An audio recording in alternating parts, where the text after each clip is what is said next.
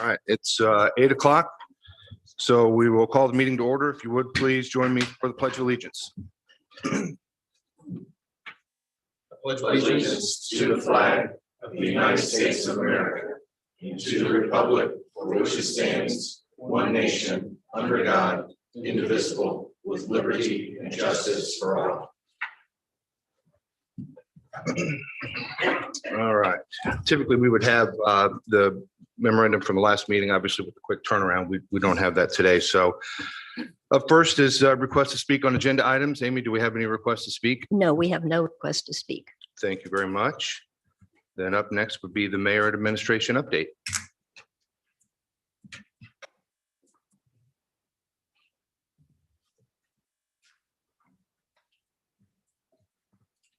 Morning, Mayor. Good morning. First, thank you, President Plunkett, for changing the time of this meeting to accommodate my schedule. That was very, very considerate, and I appreciate it.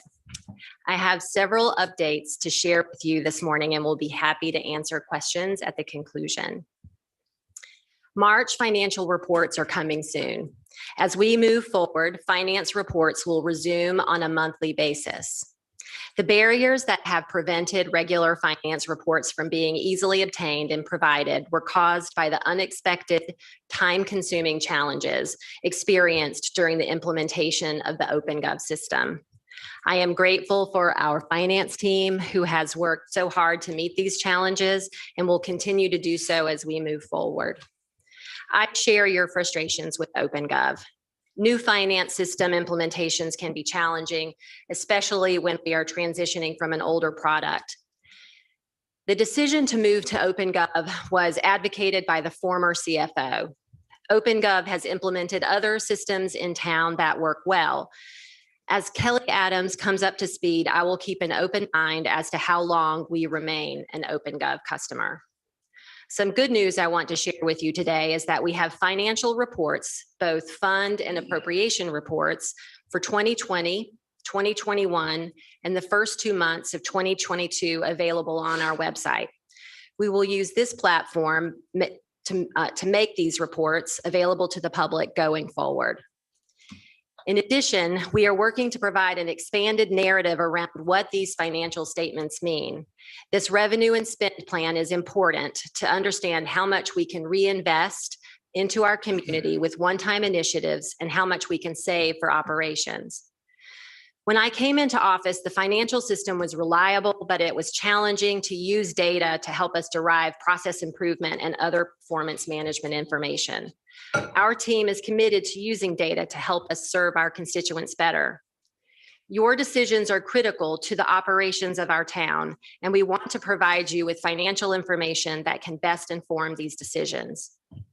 At the last meeting, Councilor Choi expressed some concerns about the one-time expense request from the Parks Department. I want to remind all of us that during the budget process last year, we spoke at length about recurring and one-time expenses. Recurring expenses are funded through current year revenue. One-time expenses may be funded through prior year savings accrued in our fund balance. Therefore, our budget is balanced when our annual revenue covers our recurring cost. Last year, we introduced and you passed a balanced budget. This year, we are coming back to you with those one-time expenses that are funded through dollars accrued in our fund balance over multiple budget years. We can put one-time expenses back into our annual budget if it would help clarify our spending plan. However, this year we followed your direction to pull out those one-time expenses and bring them back to you in 2022 as additional appropriations. The request for a 5-year Parks Master Plan is a one-time expense. You may recall it was taken out of the Parks recurring budget request with the direction that we could bring it back for an additional one-time appropriation out of that saved Parks fund balance. Now the Parks Department is ready to undergo this project and utilize these funds they have accrued in their cash balance reserves. This 5-year plan is critical. It opens the door to millions of federal and state dollars. This isn't a strategic plan. It's a 5-year master plan. Our town has consistently undertaken a 5-year master plan for 5 years for decades, every 5 years for decades. This is a crucial component of the Parks Department and Board's administrative responsibility. Overall, we have really healthy fund balances. I would like us to consider why we collect taxpayer dollars. We pay taxes for a reason. Our responsibility is to reinvest those funds into our community because they are for the public good. It is not fiscally responsible to accrue these dollars year after year without following through on the needs our employees and constituents have identified as a priority. Thank you for providing premium pay to our public safety personnel. There are additional staff who worked around the clock. They are inspectors during COVID. They are inspectors, planners, and wastewater facility and street personnel. They are essential and we need to recognize their efforts as well. Throughout the pandemic, these staff kept our facilities clean, entered residences and commercial buildings for inspections, managed our wastewater treatment plant, and kept our streets in good condition. They had no option to conduct these essential operations remotely and should be recognized with premium pay bonuses accordingly. In the first year of my term as mayor, I held regular listening sessions around town. COVID put a wrench in that plan. I'm relaunching these listening sessions. Please let your constituents know that they can reach out to my executive assistant, Carol Johnson, to schedule these for an HOA meeting, a Bible study group, a book club, or any gathering of folks. Ultimately, my goal is to understand how we can best serve our residents, business owners, and visitors in the years ahead. In closing, I am available to attend an 8 a.m. town council meeting monthly if you would like me to provide an update on my administration's activities. I love this job and derive a great deal of joy from serving our local constituents. I ran for mayor because I wanted to increase economic activity, support growth in our parks and recreation system, and to implement initiatives that will preserve Zionsville's treasured sense of place. I am glad for the assistance and support my administration has provided Councilor Culp through the exploration of launching an historic conservation district in the town. Please let me know what other initiatives you all have that we can amplify and support through the town's activities. We have different yet complementary leadership roles to play in Zionsville. I hope that you will resume our bi-weekly town council admin check-in meetings. They can help to alleviate misconceptions like the Parks 5-year plan prior to your meeting. We are truly all in this together, and I hope we can move forward in a positive way. Thank you. Thank you. Are there questions for councilors? I'll start if you don't mind. Appreciate you coming today, Mayor. Thank you. Can we sort of talk back about the decisions around OpenGov and what was the process to define the vendor and even the thought process, because we did not go through an RFP as to why we sort of brought the vendor in before we even paid for the vendor. Could you kind of talk through that line of thinking? It was poor, that line of thinking. We should have done more of that. I wish that we had done more of that. I relied on our former CFO to have gone through a process of evaluating other systems. She had worked with this product in a different community, and from the information that I had gotten from that other community, it was working well. That wasn't enough. That is something I feel personally responsible for in terms of not asking for a more a comprehensive, extensive search. And I regret that. I appreciate that statement. So we approved the funding and by the way, agreed with your assessment that we needed a new financial system. This was in October of 2020. Do you know when the implementation started or when the contracts were signed after that funding, called after October 29th? Did that start immediately? I'm trying to get a sense of how long we've been in this implementation phase. I can get back to you with that specific information. I don't have that at hand right now. Okay. Do we have a sense of how long implementation was supposed to take? We apparently are an early access program partner for this product, which means that they're developing it as they go along. So that's part of the problem that we're experiencing. And I think that that is one of the reasons why we don't have a lot of clear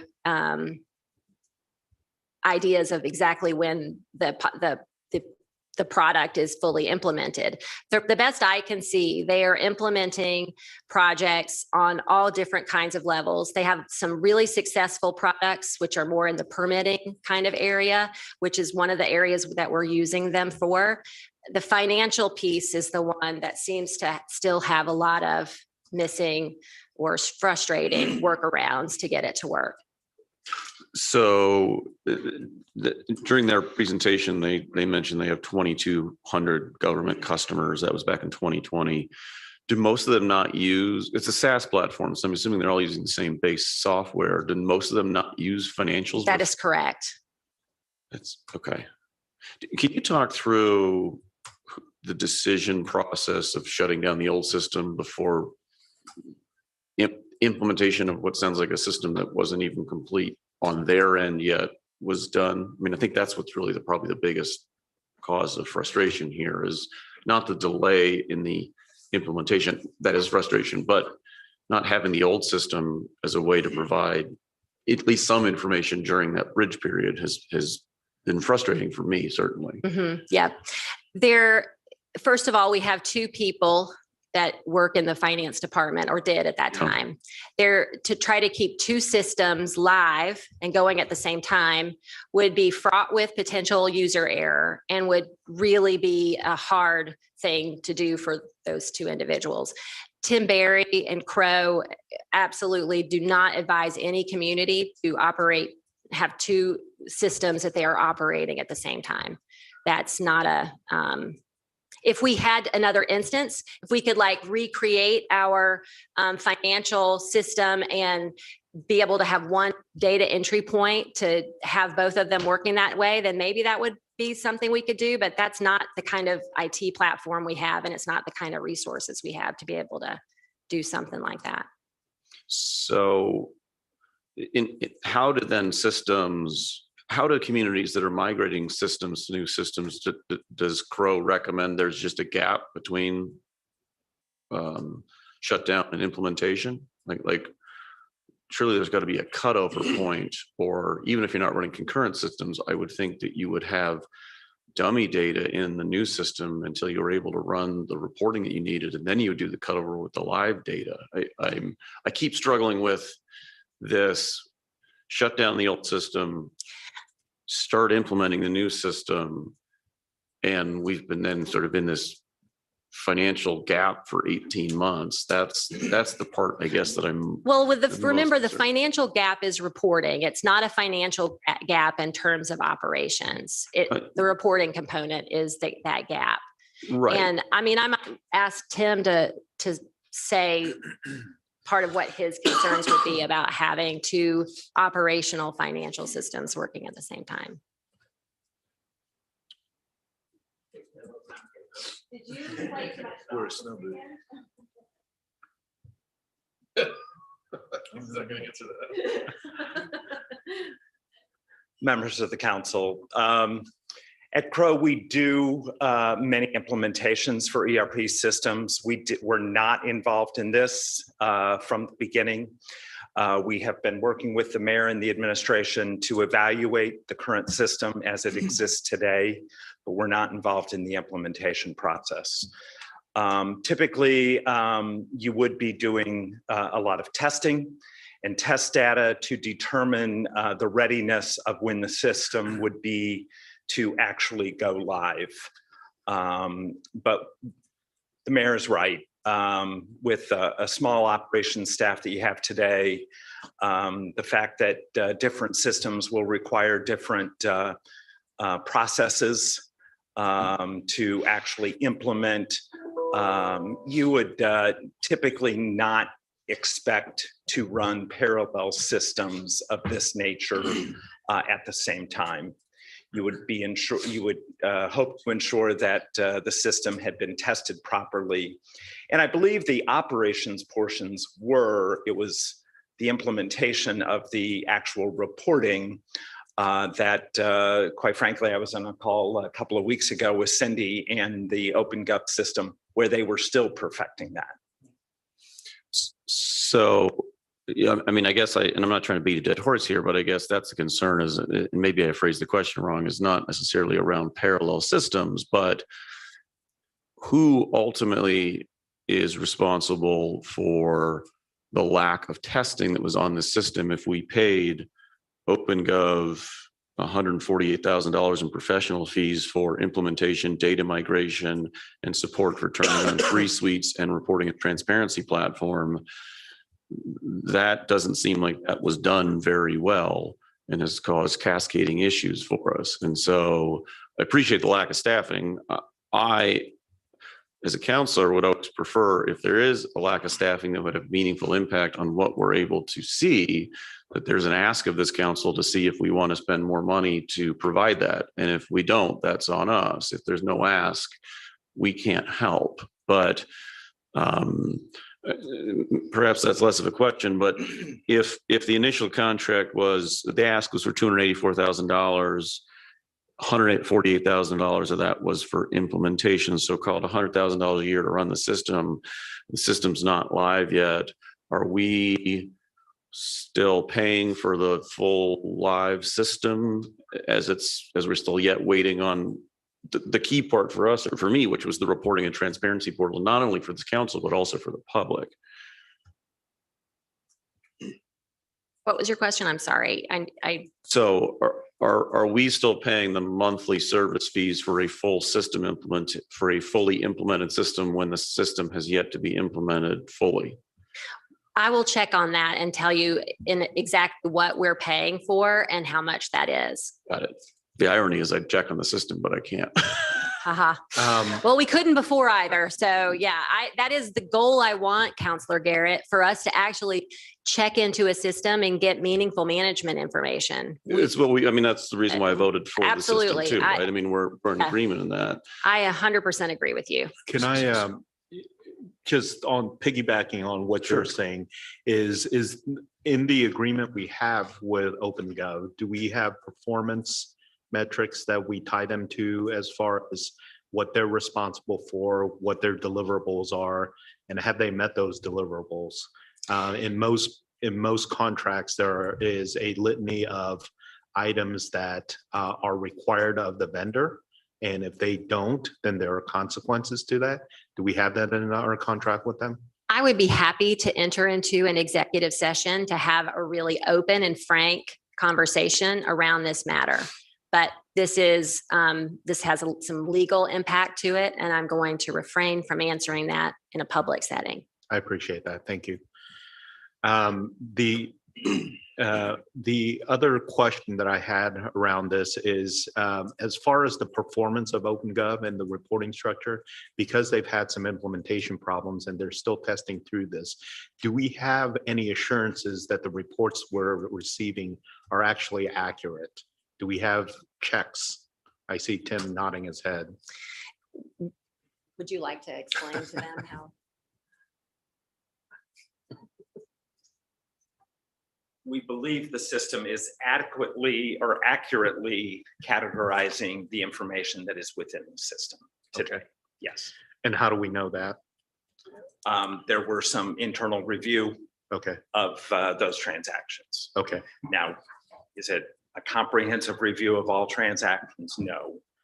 But we believe based on that they are adequately or accurately, categorizing all of those transactions as they have been input into the system. Okay, thank you. I rewatched the old presentation where OpenGov, Andrew Jones presented to us, I think on October 5th. The way the system is architected is it's got different components to it that's all built on a reporting and transparency portal. If we now get reports, which I'm appreciative of, that are being sent to us, but can't access the reporting and transparency portal, how are those reports being generated if they aren't out of the system that's underlying the whole basis of this system? Does that make sense? How are we getting the data? Through Power BI. So we're downloading base information and then taking it through a report writer system to generate the reports. Got it. Do you have a sense of when that Power BI component piece goes away and we, the public, whomever, can go in and do that? That was part of the sell. And that's part of the issues that we are accruing. Again, would love to talk about these issues in more detail in an executive session. Okay. Are you or department heads able to use this system to make financial decisions or understand current budgets? I can't answer that question because I use the paper reports that you do. So I'm not, that's a question that I'd probably like to get back to you on in terms of if anyone from inside our department heads are actually logging into OpenGov to take a look at it. Got it. Could you maybe talk then about what OpenGov is doing right or how it is being worked? I think that clearly in our permitting department, that's where OpenGov has been a great tool. Got it. Do we have a sense of when we'll know if this is a long-term solution for us? I hope in the not so distant future. That's what we're working towards. Got it. Okay. That was my question. All right. This has been, there are other questions, I'm sure. I will tell you, this has been very helpful to me. I'm glad. I am supportive of moving this meeting to 8 o'clock if it allows you to attend. I think I have been frustrated and it's been a little disappointing to me. I feel the lengths we've had to go to have this conversation. I think if we have had this conversation 3 months ago, this would probably be a non-issue. We've basically had to shut down the payment system for our town and our bills to, in my feeling, force this conversation. I don't want these to be forced. I think having your input on these decisions and you hearing and answering our questions is an important part of this government. So, and I'm so grateful for the meeting being scheduled at a time where I could be here. Sure. Thank you. We would have been willing to do that in any time. Great. I It's good said to know that. Yeah. Yeah, like a month and a half ago, but I'm glad you're here. Those are all the questions I had on OpenGov. Okay. I had one just, and it was not really a question. It's more just, I would challenge the statement that the system is reporting accurately because there is at least one known significant error that's being remedied where the payroll fund shows a negative balance of over 600,000. So that's a known, I know that they're aware of that, but that's a known issue. So I wouldn't state that I'm confident that what's in the system is accurate. Counselor or President Plunkett, can we schedule an executive session then to review this? Because I have a feeling that my other questions are also going to be part of an executive session. Sure. Yeah, I mean, I think a couple of things, and I'm happy to schedule an executive session, to get this stuff figured out. I appreciate this dialogue, open, honest dialogue, and certainly appreciate the reporting on the town's website. I like that transparency for everybody in the town and for us, again, assuming everything is accurate. And I think, we had a conversation a few weeks ago, like I will advocate with this council, and I've told Kelly last week too. I will advocate with this council to find whatever you guys need in the finance department. Appreciate it. That's our job. That's our number one job. Right. Is to focus on, be the fiduciary body for the town of Zionsville. And if it means we need to add staff, Thank you so much, President Plunk. So, I do think that I appreciate that you made the reference to the bi-weekly meetings. I know that those have been somewhat sporadic and obviously, with the exception of last week, because of the short turnaround since I've been president, we've been on all of them. And I do think that they're beneficial. And I appreciate the opportunity to move this to 8 a.m. If this council's open to it, I mean, I think having at Awesome. least once a month where we can come in here and, I can help get my daughter out of bed before we come in. That sounds great. Wonderful. I'm glad you have So, similar desires. I mean, I think we all want that, right? Yeah. And that would just be, Amy, as simple as modifying the meeting. Yeah, we would just have to pass an amendment to the meeting schedule. Yeah, I mean, We if could this do that at the council's next meeting. open to that, I'm certainly happy to have Heather draft something so we can do that at the next meeting, if that's all right. Absolutely. Fine with me. Yep. Thank you so much. Yeah. Any other questions or anything else for the mayor? Can you talk about the Historic Preservation Committee? You Sure. mentioned thanking the staff for it. I Yep. know there's been a lot of dialogue, Right. even over email on, I'm supportive, but where your head is at on this? I think that it is going to create another administrative process similar to the Plan Commission for the town. I think we'll need an attorney to manage the group, and I think that the volume of work that committee will have will take up planning department's time, and that we are full to the brim, especially in the planning department. And I don't see how at the current staffing level, they could administer a program like this without additional support from staff, and also for the commission that's created, the legal support that will be needed there. So if this council were to work with you on a budget standpoint for the planning department, do you have any issues with the commission? Well, I've lived in the village and I have lived in suburban, neighborhoods, and I live in an old neighborhood now. So I've kind of moved around a bit in the last 20 years. And I would say that one of the beauties of living in the village was the character and the uniqueness of each house. The first house I bought in the village was basically owned by a former seed depot worker. It had been added on to 4 different times. If you put a marble on the floor, it would roll all the way to the other end of the house. The upstairs was added at some point. It was an eclectic, lovely house that I yelled at half the time and I cried when we left it.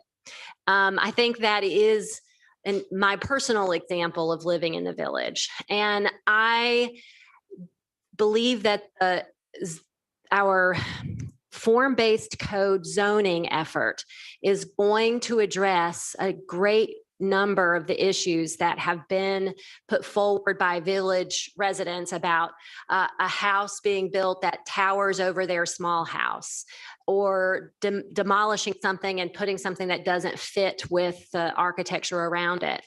I think that for the expense and effort that we'll undergo to have this particular new regulatory process, we can make that at least 85% of what we're trying to solve. I think we could do it through the form-based code.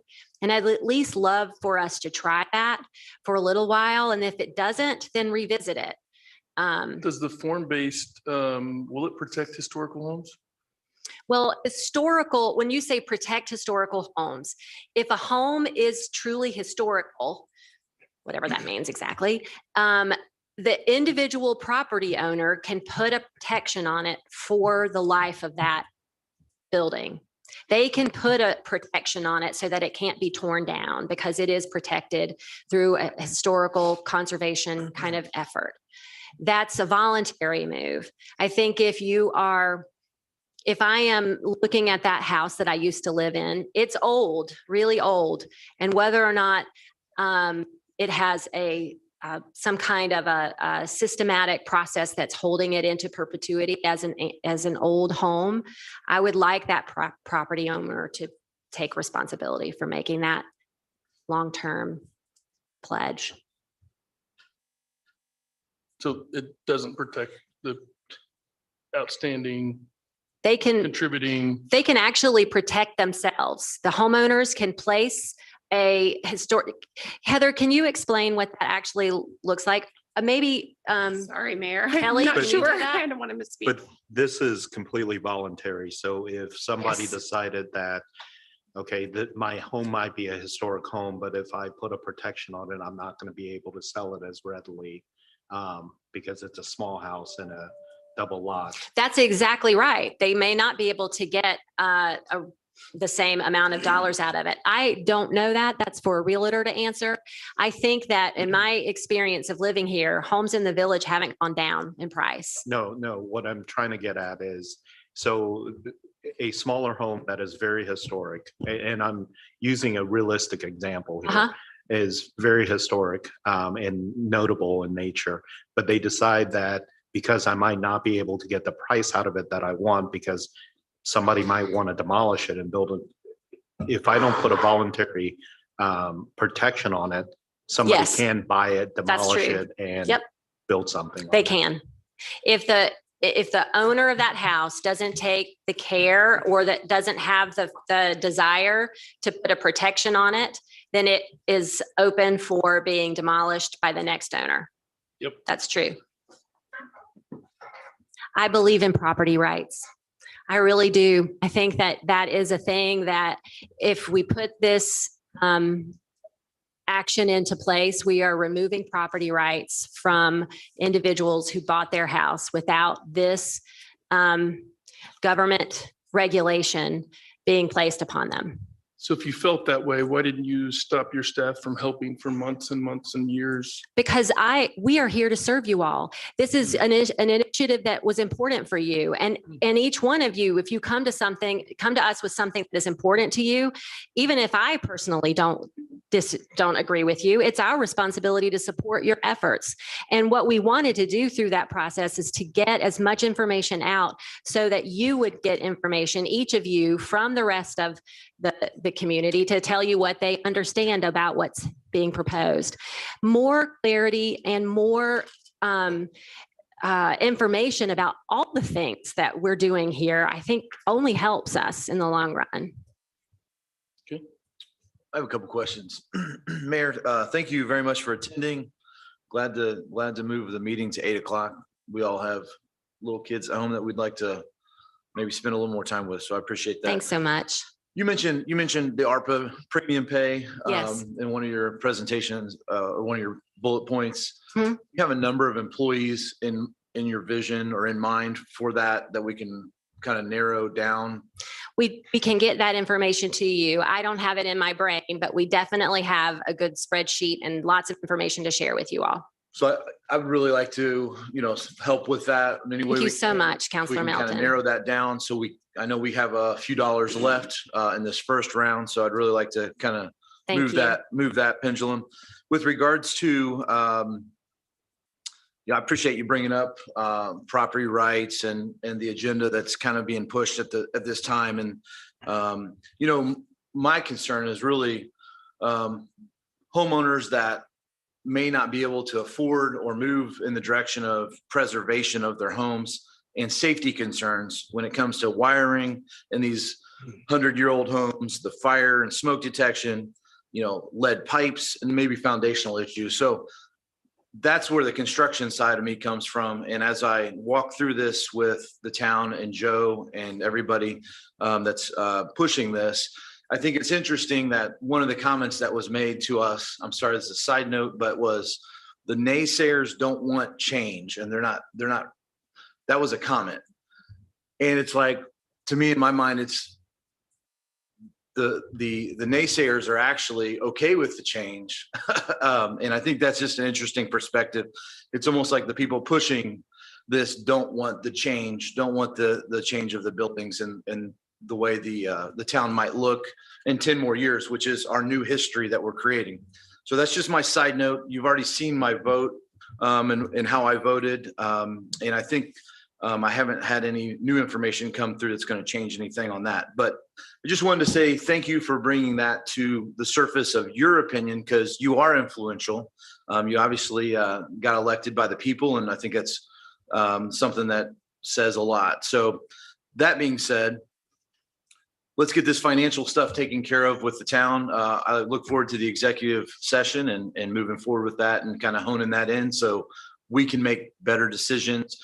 If that decision is a 5-year plan, that happens every 5 years for history, that it's in the past history. I think it should be in the budget on that 5th year. So that concerns me. I think it's concerned the rest of these councilmen in this case as well. So those are my little side bits, but I appreciate you showing up, and I'm Thank you, Counselor. happily move this to 8 with you guys and gals. Can you talk about the form-based code, what it's hoping to achieve and timing? No, not in a really good way. I think that I'd love for someone who can explain that better than I can in terms of what form-based code means. My understanding is that the development needs to look and feel what the development around it looks like. That is a very elementary explanation. Isn't that, if that's the explanation, isn't that then taking away property rights? Wayne could probably come up and explain form-based code to you. I'm sorry.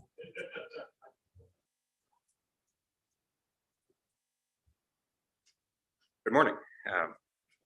Zoning is a creature of the state of Indiana. You do not have zoning without adoption of a comprehensive plan.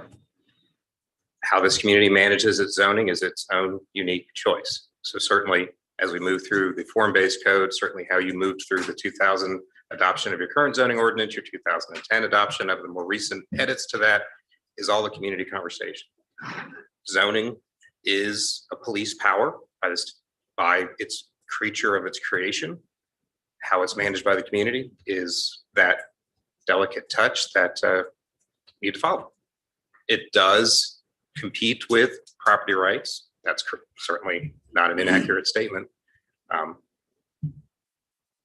we manage the form-based code is all related to that. So when the mayor mentioned form-based code as a fix for what Councilor Culp's been driving at, what does that mean? The form-based code is in its name exactly what it does. It will manage the form such as if a street has, the ordinance can be written as such. If the street has X height on it as achievement for each dwelling, that is the managed height for that particular block. And the form-based code, no zoning ordinance manages demolition. That is the linchpin here that I would assume is the problem. The demolition would be managed by some sort of other effort. In this particular case, the town is striving for a historic preservation commission to have that one tool in the toolbox that isn't a part of zoning. However, you could just adopt a standalone ordinance that's a stay on demolitions, requires a delay on demolitions, requires a review of demolitions. That's another way to manage this conversation. You could adopt a historic preservation ordinance, as the mayor indicated, through a historic preservation commission. Again, staff has been working with you to facilitate that. But there are other tools in the toolbox, as discussed in previous phone calls and meetings and videos. But yeah, that seems to be the one piece of the puzzle that does not fit into zoning, is how to stay demolitions. That makes sense. I guess what I am trying to drive at is, Mayor, you said you're for property rights, which I am for property rights as well. We are on the same page. I think what I want to be careful at is that I don't want it framed up personally as, if you are for this commission, you are somehow against property rights, or if you are against this commission, you are somehow for property rights. It's not that binary. Because if you are against this commission and therefore for property rights, and then put in a form-based code that effectively solves the exact same thing, does that mean you're now against property rights? I doubt it. You're just trying to put in the right, I mean, every municipality needs zoning, except maybe Houston, and that's a bit of a mess. But I mean, you see when you don't have zoning, what can happen. So I am for property rights, but I am also for an appreciation of the past. And once that's gone, that's gone. And so trying to find a balance to create a commission that allows for those neighborhoods to determine what it is they do or do not want to honor within their past. That's what I'm trying to achieve. I think this starts getting confusing in the public's eye, and rightly so, because they're not involved in all this, in the sense that the creation of the commission is really just the creation of the vehicle to allow people to determine if they want to go through that. Merits for you to assign people to determine how they want to allow them to do that. It's this council's determination to do if they're allowed to do that.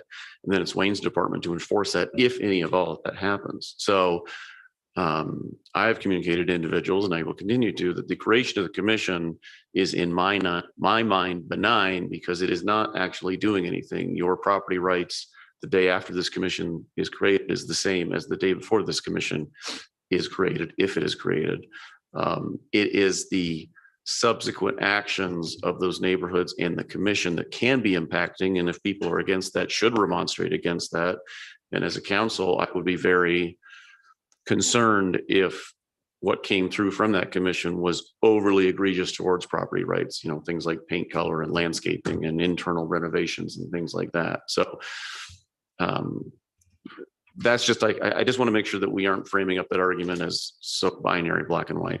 I think, again, I just want to reiterate, it is a whole new process. You're absolutely right. It's not the planning commission, but it will take form in terms of another body that serves a lot of the same role that the planning commission does. And that is the government component that this will add and the cost that it will add. I agree with you. If you all put this forward, we will manage it well, and we will look at this as another obligation and responsibility we have to carry forward. When I speak just as a person and not as the mayor, in terms of, I don't want someone to be the boss of my my house choices and whether I take my porch off and do something different to it. That's the reason I moved to the village when I did. Now I live in a subdivision, and they wish that I would paint my house, I think. But anyway, whatever you all decide, we will administer. I hope that you have, I'm glad that you're asking questions, and we're happy to provide you with any other information that will help support your decision. So if your answer was as the individual, Emily Styron, I guess my question was more for Mayor Styron. Do you think the creation of the commission and the potential that commission may implement some component of historic elements within the town is good for Zionsville or not?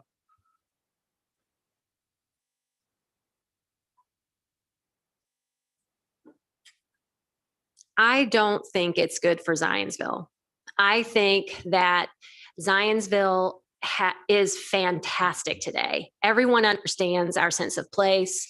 Folks talk about Zionsville with a wistful sound in their voice. They love this community, and we should cherish all the different elements that make it unique. Horse country, the downtown village business district. I don't see that this particular process is going to, in the long run, have a net positive impact on the village. So in that case, if horse country then turned into all rows of houses, you'd be okay with that? No. But you just said property rights are important. And what if those horse country people want to turn their homes into, or their estates into subdivisions? Why can't they do that? I would look to Councilor Traylor to help take care of that. Well, but that's not really the right answer. I mean, you just told me that property rights are important, and I'll administer whatever this body brings to me to administer. If I were a counselor, I would vote against this. I think Joe Culp is the best man among you. I think he's fantastic, and he has done an amazing job working with constituents to push this forward. I would not, if any one of you worked as hard as he did to bring something forward with this, unless it was committing, actually against the law, I would not actively derail it. This is what a counselor he's doing exactly what he ran to do, represent his constituents. For me, I wouldn't want that to be put upon me, but he is representing a body of folks who have come to him with a concern, and he's brought a solution forward, and it's for you all to decide if that solution fits for this community. And I will administer it if you do. I know that you will, and I don't doubt that, but I think, state statute gives you all the appointments, which we certainly can approve, and I have no doubt you'll find qualified people to do that. But I'm just trying to get a sense of where you stand, and your statements to me are contradicting themselves, and I'm trying to just see. They are contradicting. I wouldn't want this for me if I were a homeowner. As a homeowner, if I lived in the village, my vote when Councilor Culp asked would be no. I'm acting in terms of the mayor. And if you all vote to enact this ordinance, I will absolutely, as I have sworn to do, uphold that law and administer it fairly and consistently. Okay, thanks, Mayor. You bet. Since we're on that subject, I do want to thank the Mason Cups for having me at their house last week. Was there for about 2 hours, listened to the opposition. Great points, and I just want to make sure that group knows that I took it very seriously, and Heather and I've already started talking about what we can do to come up with some compromises on one of the concerns from the opposition that still gets what the original group wanted to get done as well. So I do want to tell you that we're working on the ordinance to Thank you so much, Councilor Culp. fulfill some of the requests from the group and their concerns. Definitely the sunset rule. That is a big one for me that has been asked by a number of people in here, and that's Heather and I are going to be working on that before the next meeting. So there's others as well that request, but I can't guarantee. We still have to look at the state statute and how that works. But I want to let you know that we are going to add things that were requested from the opposition last Wednesday. So Thank you. Anything else? What is this? What was that regarding? You said the sunset issue. Is that regarding from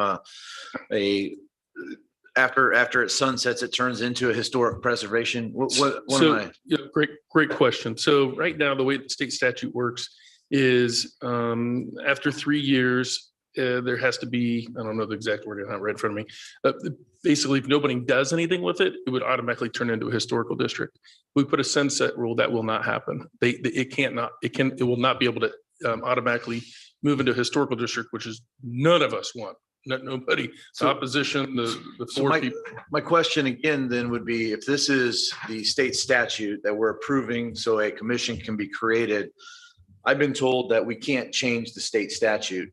How can we change the state statute? Can we hold on a second? I feel like we're deviating from the agenda significantly. Gotcha. We can either pick this up maybe in other items at the end, or maybe I think we're still in the administration. Can I just checking here. answer that question he asked? It won't take long. Sure. Thank you, Mr. President. It's important. I get it. Yeah. Yeah. So again, as we've said in all these meetings, you have to have a state statute for a model for the folks who want to propose a potential ordinance someday. So it's kind of like you have to have everything on there. But your sunset rule, which you're asking, is a very Would be good in question. the next reading, right? The actual Yes. ordinance that's created. Thank you. Okay. Perfect. Anything else for the mayor? Thanks, Mayor. Mayor, I want to tell you, I appreciate you coming and engaging in this dialogue. This is incredibly helpful. Yeah. Thank you so much, Councilor. Thank you. Thank you. We all appreciate it. Thank you. All right. Up next on the agenda is old business. This is a consideration of an additional appropriation resolution for the Parks Master Plan. This is continued from the April 11th, 2022 meeting. This is resolution 2022-04. Jared is here to present. Good morning, council. Thank you. As discussed in last meeting, this is the 5-year update to a new master plan for the park system. This will take a comprehensive look at not only our physical amenities, but also plan for the future and implement strategies that will far exceed that 5-year timeframe. So in addition to planning out parks and a robust community engagement process, we will also conduct a land acquisition plan. So as the community continues to grow, we will always have green infrastructure to equitably offer parks throughout our town. We'll also have a capital replacement plan So rather than guessing when critical infrastructure is nearing its end of life, we will have a comprehensive plan that not only lists that, but also lists a cost associated, so we can also budget for that. There will also be staffing recommendations. So as we add parkland and new features in our park system, we will properly be able to manage those. We will also have a pedestrian and cycling scorecard, so we can work with the Department of Public Works to identify trails within our park system and also pathways to better connect our town through non-vehicular methods. And finally, there will be an ADA audit and recommendations to not only take an analysis of our park system, but also identify barriers that are keeping some of our residents from participating in programs. So the additional appropriation request was for $115,000 to successfully bundle all of these plans into one master document that we can provide to the community. So happy to answer any questions. I have one question. So I know it's 115,000, but I'm curious what the range was on the bids. Yes, so we did go through a RFP process and had 4 firms respond. Of that, we had 2 finalists that conducted interviews with a review commission. And upon that, we made a recommendation to the park board. So of those final 2, this was actually the cheaper option. The other option was approximately 149,000. Okay. So there is a range. One of our firms that did not make it into the final was around 78,000. And Jared, we spoke at the last check-in call. This is the same group that did the last one, correct? Absolutely. So So they're familiar with our process, familiar with the parks. And also, can you share what we paid for that process last time? yes, so back in July of 2018, we spent 31,800. So there were some metrics that we were able to look at. So for instance, the community engagement process, which is multiple meetings, both online and in person, that was $7,000 back in July of 2018. That is now around 12,500. So just showing the cost of inflation and operations of business over the past 5 years. But again, this is apples to oranges because back in 2018, that was one view of our physical assets and community engagement, planning out our parks, whereas we are taking a more holistic view and trying to plan for the future as Zionsville continues to grow. So a little bit different. Those costs will be higher within this plan, but there's also 4 other plans that we are getting cost savings by doing these all together. Thank you. I think this is more of a comment than a question for you, Jared, but I think it's a comment to all the department heads, mayor, and this council. I think it builds a little on what Councillor Choi was talking about, is that we did ask for a balanced budget, and that was what was passed. And we did say we'll review capital one-time expenses as they came up to determine if we were in a position to do that. What's unique about this is this seems like you have to do it. It's not an optional thing, only in the sense that when you talked about the last meeting, not having one of these can greatly impact our ability to go out and do matching grants and things like that. So it is time bound. We can't look at this and say, let's wait a year. So I guess the ask is, and obviously this is only every 5 years, but other things that may come up throughout the town is that if there are things like this that we, whether in the parks case, the Parks Board believes is a must have, whether the mayor or department head believes is a must have, if there is a time component to it, I would expect that to be in the past budget. So it's of no concern that we may or may not pass it. And other things then that you could potentially wait a year, if it was a trailhead extension or something like that, and you could say, all right, well, maybe we're going to wait a year, and by waiting a year, you lose a year in the use of it, but you aren't losing something that you may be needed for other components of it. So I'm supportive of doing it.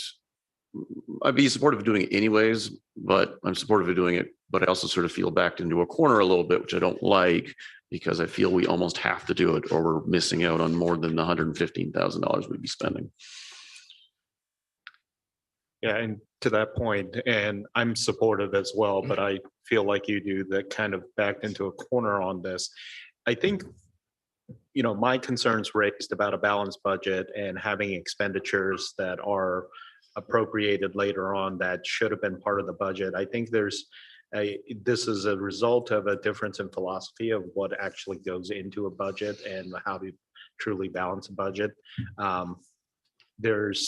And I've run, a $60 million corporation for the past 12 years. So I've been through multiple budgets where there are a lot of intricacies around it. So Tim, I think one of the things that we might want to consider, and Tim and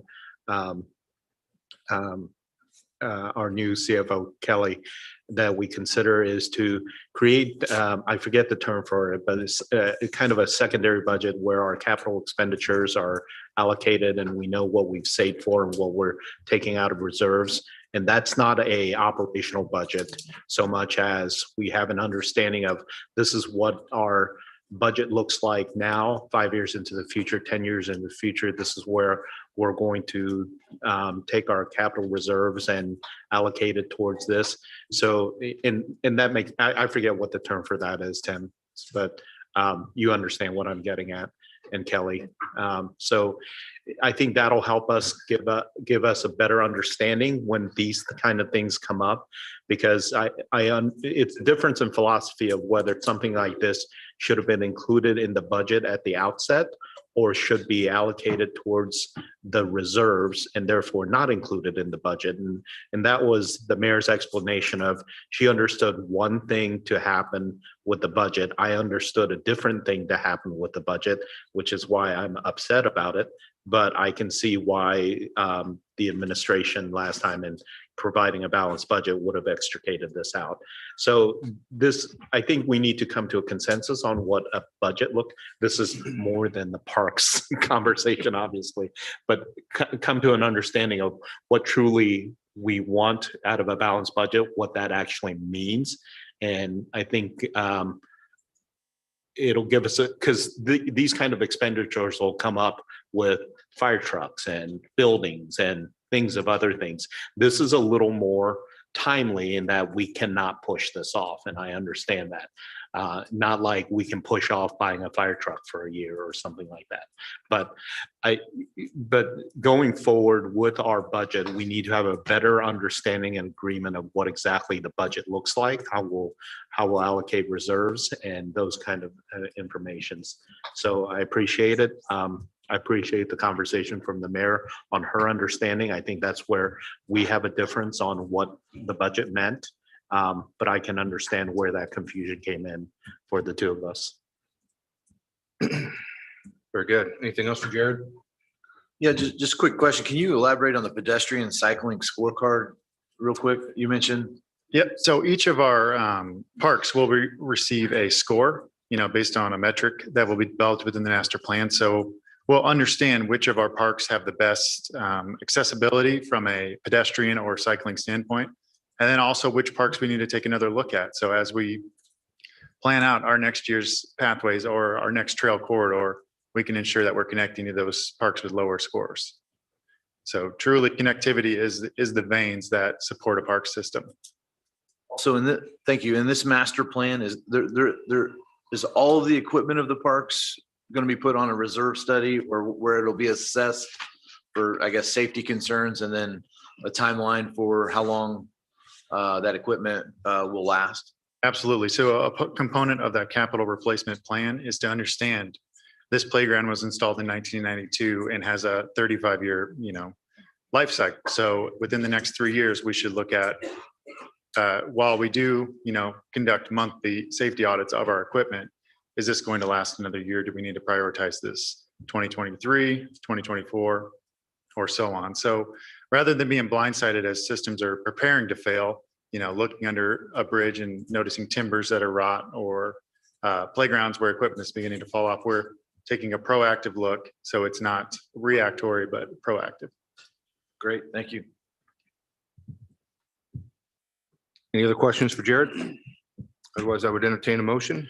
I'll make a motion to approve resolution 2022-04. Second.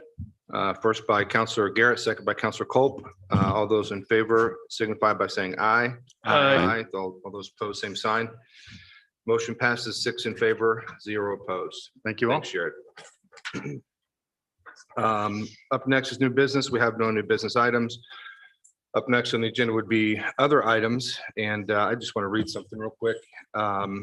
It's been this council's goal to provide public transparency about town initiatives and potential projects, as well as fiscal transparency, to ensure that our friends and neighbors can weigh in and participate in important conversations. With that in mind, I just wanted to give an update to a proposal that we've received from Graham Rahal Performance LLC. I had the opportunity to meet with Mr. Rahal, and some other council members have as well, to discuss his interest in acquiring real estate for a development project to expand his organization's presence in our community. Mr. Rahal came to the town council for assistance, guidance, and to share his vision for the new development. I would like to encourage the RDC to allow Mr. Rahal to purchase the land he's seeking to acquire for his expansion and the proposed development. I'm personally anxious for this to move to our plan commission for consideration of rezoning and to receive the plan commission's recommendation to council. I appreciate the input from Wayne, his involvement, advice, and encouragement, as well as the administration. I look forward to this project coming to fruition. So I know some councilors have had an opportunity to meet with him and others haven't, and he certainly would open that door if that's something you guys would like. So It's very cool. I would love to have him here. I mean, I really would. It'd be a great economic feather in the cap for our community and for Creekside, which I know we're all trying to fill up. So yeah, sure. Any other matters from councilors? President Plunkett, I just wanted to make a clarification to something that was said earlier about amending the meeting time for our second regular meeting. We could go back and just draft, a new ordinance or revised ordinance, but you can also accomplish that if you wanted to do it today, simply by asking for a motion to amend the time from 7:30 to 8:30. Amy and I can do the back end to memorialize that in the actual ordinance itself. And if you want to do that today, you're welcome to do that without delaying it. I mean, I'm happy to do that to 8. I don't know about 8:30. 8:30 kind of pushes some other meetings back behind us as well. Is 8 o'clock? Yeah, I mean, if you guys are okay with that, I'll make a motion to amend the meeting schedule to our third Monday morning meetings from 7:30 to 8. Second. Second by Counselor Trailer. All those in favor signify by saying aye. Aye. Aye. All those opposed, same sign. Perfect. Motion passes 6 in favor, 0 opposed. And you guys will handle that on, We will, and then I'll work with Amy. We'll revise the meeting schedule so that it gets posted properly for the public, and then revise the meeting notice for all of you, so it's on your calendar correctly. perfect.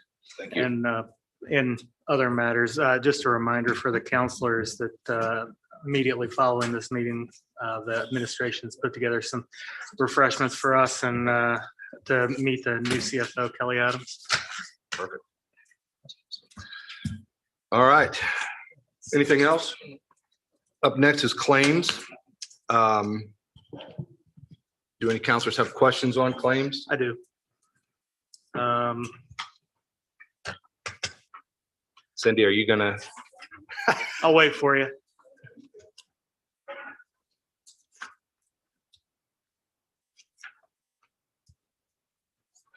I've got a few, so. Okay. There's in the administration, there's one for Cornerstone EHS Workplace Health Safety Gap Analysis. Which month are you on here, Brian? Oh, I'm sorry. I'm in, yeah, right. the April 11th. So there's, I think it's the 5th one down, Cornerstone EHS Workplace Health and Safety Gap Analysis. Just curious what that is. Or it looks like Deputy Mayor Cole may have some input on that. Oh, good morning. Morning. Yeah, so we included this in the budget last year, as we found when after Emily came into office that we don't have a comprehensive town-wide written occupational health and safety plan. This is very important, something that we should have had in place for decades, but we don't. We have some good practices, but again, not something that not fully comprehensive, like as I mentioned. So it was in the budget for Cornerstone to come in and do a gap analysis. They're going to do a job hazard analysis, which is their next step. And then they're actually going to help us draft a plan that is specific to each department and each job classification that we do have. It ranges anywhere from fall protection, hearing conservation programs, proper respirator fit testing that we need to do for our staff, We have some comprehensive programs within police and fire because of the work they do, but doesn't apply to DPW and parks, which is really important. Yeah. We do have hazardous jobs and hazardous tasks, and it's our responsibility to maintain and support a safe program for our employees. In addition to drafting the full comprehensive program and going through this analysis, we are drafting and creating a safety committee, which Joe Keel is going to help us manage, and Cornerstone is going to serve as our expert consultant and join us for safety committee meetings every month. So really excited about this effort. It's super important. It's our responsibility. Thank you. You're welcome. And then the next one was Danta Advocacy for $3,500. Yeah. Yep, we have a monthly retainer with Dan Advocacy Group, serves as our lobbyist, advocates for us on behalf of the town of Zion, the full town of Zionsville, for any legislation that may impact us positively or negatively, has a presence at the State House during session, and keeps us aware of anything that we might have a concern about in any of the departments, if there's any impact there. All right, thanks. I think this one will go to Wayne probably. So if you want to start walking up, Wayne. There's two for beam longest that total about 90,000. Are those the typical pass-throughs, not something that we're actually on the hook for, but more or less? Yeah, same one. Page 3. There's one for 44,500 and one for 46,500. Yes. Perfect. Thank you. Just want to make sure that wasn't something we were on the hook for. It was just a pass through. All right. Ready? Okay. All right. Page 5, second to the last, there's an appraisal for 5,000. And then on the second page, there's another appraisal for 5,000. I'm just curious what property that's on. That's actually going to be Lance.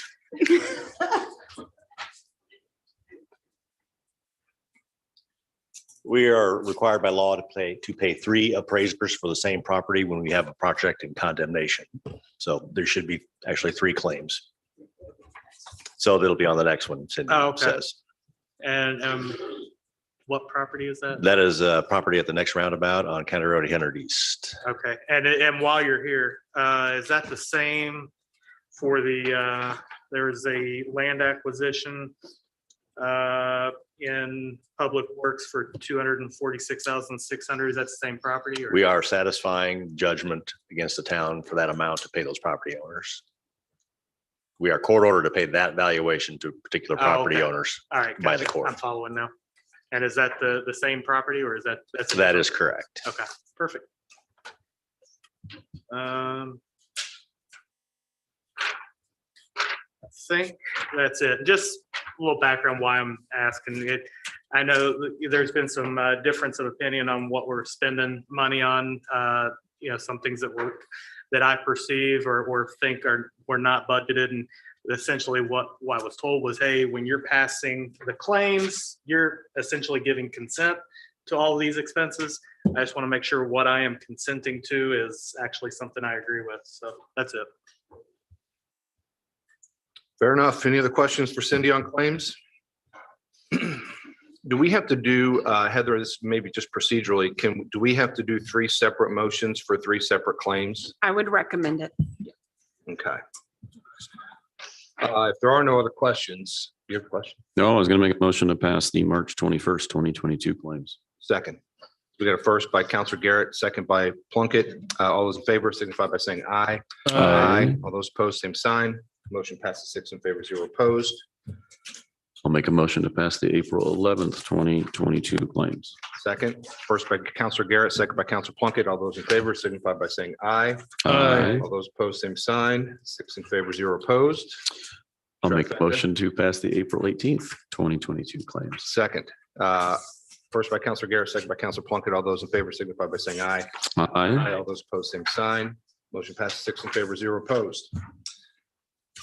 I'll make a motion to adjourn. Yeah, second.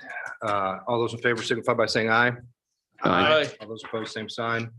I don't have my, oh, here it is. Next regular town council meeting is scheduled for Monday, May 2nd, 2022 at 7 PM in the Zionsville Town Hall Council Chambers. Final notice will be posted in Indiana in compliance with the Indiana Open Door Law. Thank you very much.